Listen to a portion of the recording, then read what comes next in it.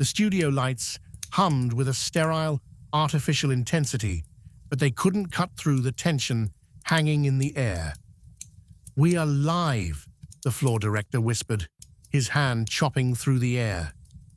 Elias Thorne, the veteran anchor, straightened his tie, staring into the lens with a practiced, somber composure. "Good evening. We interrupt your regularly scheduled programming with an urgent update from the International Space Agency. As you know, asteroid 2026-X1 was projected to pass harmlessly between the Earth and the Moon tonight. However, new tracking data confirms a catastrophic deviation. The object has shifted its trajectory. It is now on a direct collision course with the lunar far side." A murmur rippled through the control room. Behind him, a massive screen flickered to life, showing a wireframe simulation of the lunar orb. "Is the public safe?" The field reporter's voice cut in through the earpiece, strained. "If it hits the moon, are we on Earth, safe from the debris?" Elias turned to Dr. Aris Vane, the lead astrophysicist standing at the edge of the dais. Vane looked pale, his glasses sliding slightly down the bridge of his nose. "The simulation confirms the impact point is isolated to the center of the far side," Vane said, his voice clipped. "The crust is thickest there. It will be a massive kinetic event, but the Earth is effectively shielded by the mass of the moon itself. We are, for the moment, safe from the direct impact." On screen, the simulation played out. The jagged dark asteroid slammed into the moon's surface. A silent, terrifying bloom of orange and white erupted on the monitor. The shockwave rippled through the lunar regolith, vibrating the entire celestial body. In the studio, the relief was palpable. Someone let out a sharp, breathless laugh. A junior producer clapped.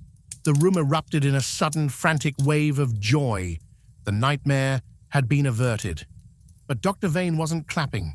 He was staring at his tablet, his eyes darting across a sea of frantic, handwritten variables.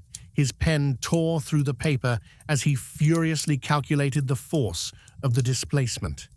He stopped, his face drained of all color, turning the shade of ash. He didn't walk to the microphone. He stumbled, his boots scraping loudly against the polished floor. The room went dead silent as he reached the podium. He gripped the edges so hard his knuckles turned white. "I'm afraid," Vane whispered, the microphone picking up the tremor in his throat. "We are doomed." The anchor blinked, confused. "Doctor, you said—" "I miscalculated the mass-velocity ratio of the strike," Vane interrupted, his voice rising into a jagged crack. "The asteroid wasn't just a rock. It was a high-density nickel-iron monolith. The energy of the impact. It didn't just crater the surface.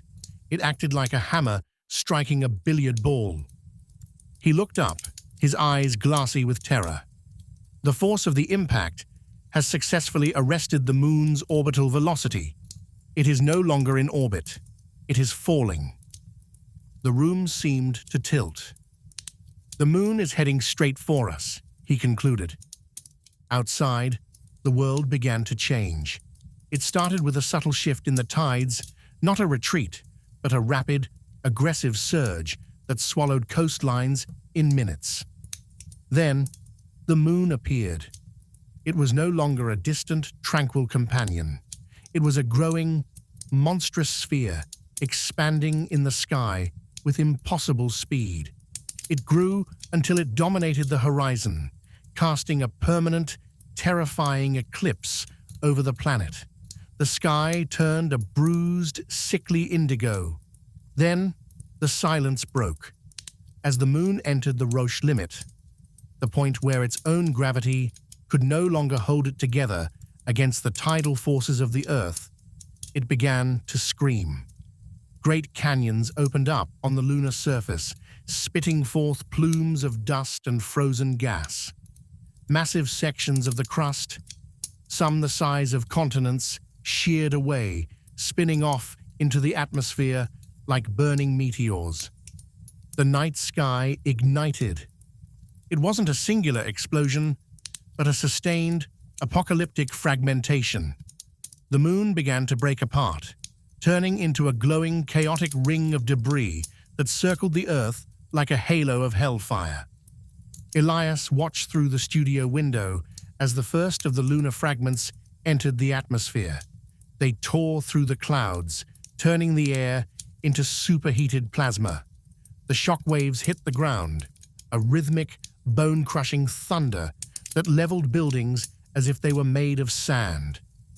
"It's beautiful," Vane whispered, watching the destruction of the world on the monitors.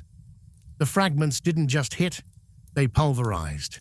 The crust of the Earth rippled, the oceans boiled into steam, and the very foundation of the world surrendered to the debris of our fallen sister. As the final massive chunk of the lunar mantle descended, the lights in the studio flickered once and died, leaving the final broadcast in total, absolute darkness.